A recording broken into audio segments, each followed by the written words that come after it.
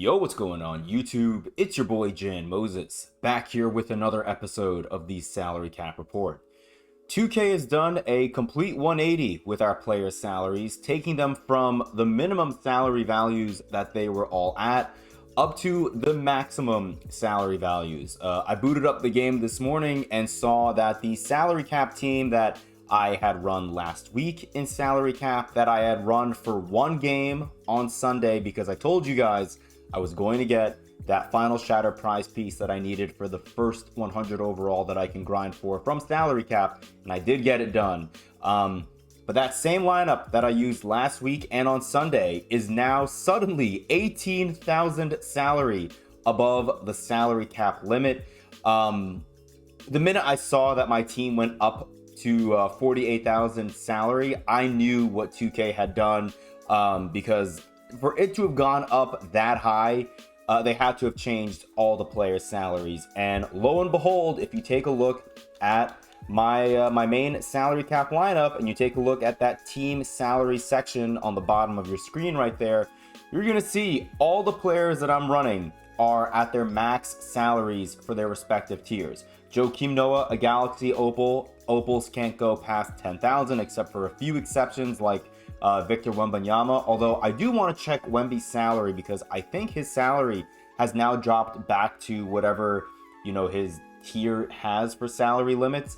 If you guys remember, for the previous few months, Pink Diamond Wemby I think was at like 10,000 salary, whereas all other Pink Diamonds can't go past 8,000 salary.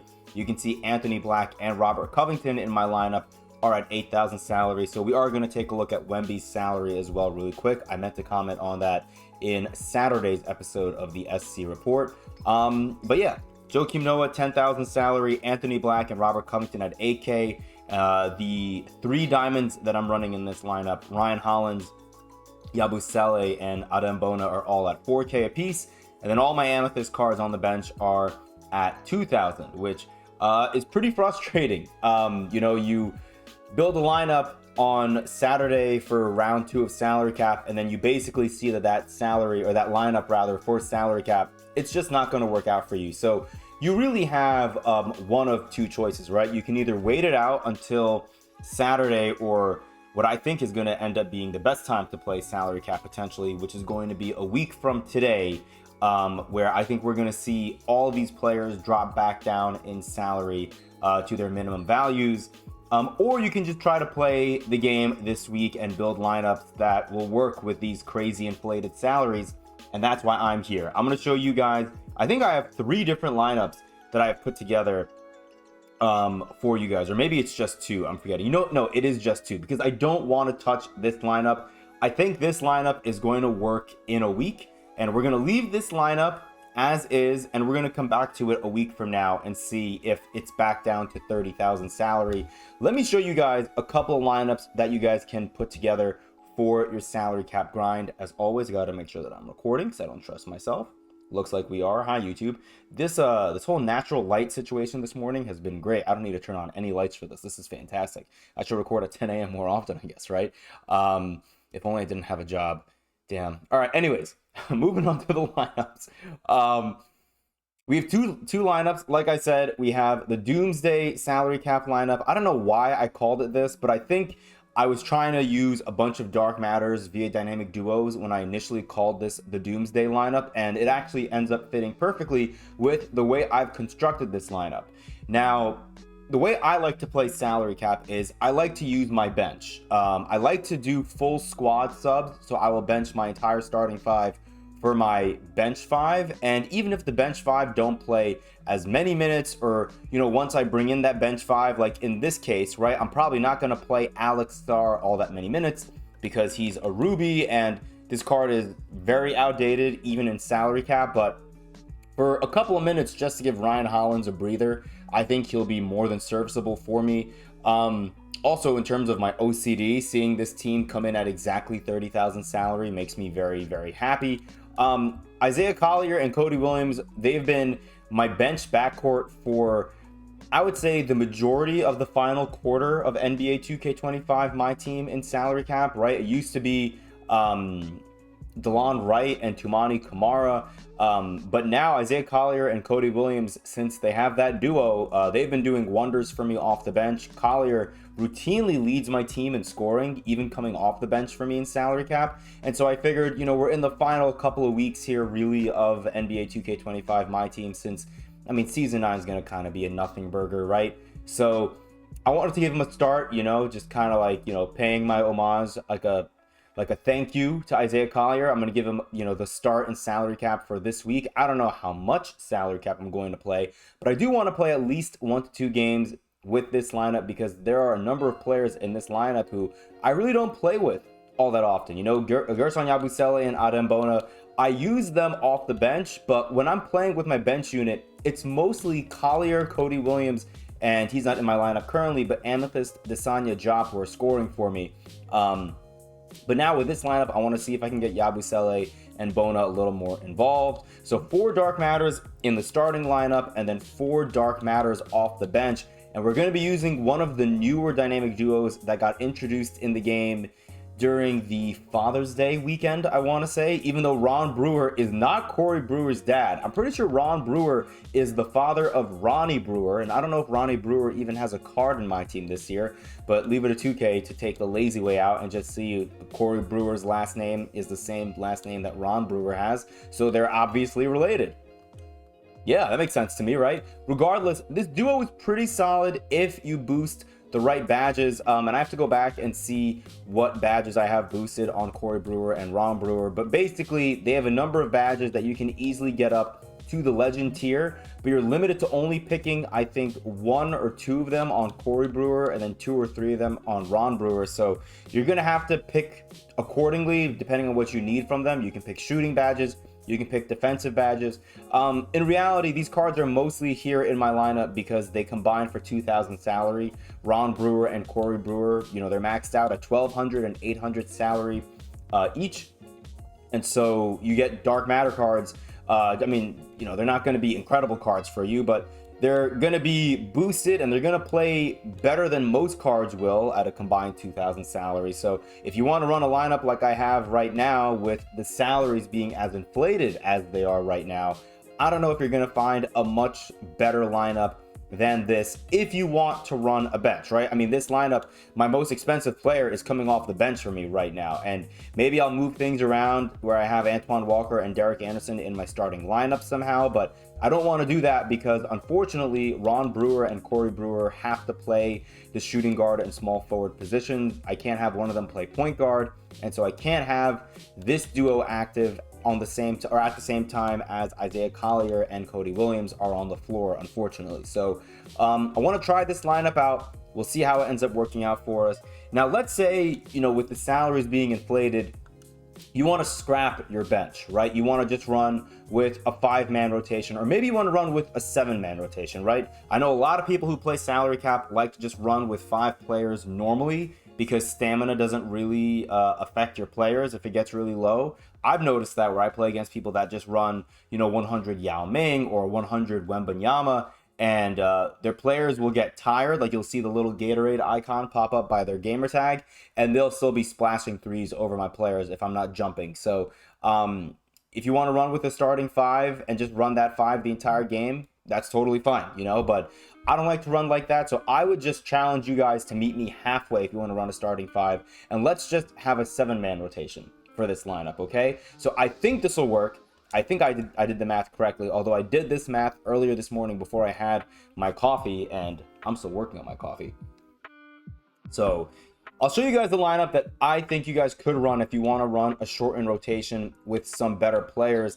Let's start with the point guard position, a card that I honestly have not used nearly enough this year, and I feel like I should. Delano Banton, arguably the best diamond point guard to run in salary cap. Honestly, he's only 4,000 salary. The card that I've enjoyed running the most at point guard this year, I think, in salary cap is Anthony Black's Pink Diamond. Delano Banton right now is worth half of Anthony Black's salary. So Delano Banton makes a lot more sense given the state of salaries in salary cap right now. At the shooting guard position, we're going to bring in a card whose Sapphire is coming off the bench for me in my other lineup, and that is Corey Brewer. And naturally, if Corey Brewer is coming into this lineup, that means we have to bring in his dynamic duo counterpart, which is Galaxy Opal Joakim Noah. At the small forward position, we're going to bring in, basically, I would say bring in any diamond small forward who you're comfortable with. I would bring in Paolo Banchero, who I like a good amount. Mine has some decent badges added to him, including Legend Limitless Range. Maybe you guys have other diamond cards that you like more than him. And then at the center position, I would bring in a card who, honestly, over the last couple of months has really won me over as one of my favorite cards to run in salary cap, and that is Ryan Hollins. Now, what would I do with the remainder of my salary, right? We have 26,400 going against the cap, which leaves us with 3,600 salary cap remaining under the hard cap. So what I would do is I would bring in that backcourt that we talked about in that other lineup, the backcourt that I really enjoy running with. And they will be making an appearance in this lineup as well. There he is, Cody Williams. So there, just like that, we're at 29,800 salary with a solid 7-man rotation. That includes 4 Dark Matter cards that are boosted via Dynamic Duo, obviously. And then this leaves you with 200 salary. I think you could probably bench, let's pick one of these gold cards right here.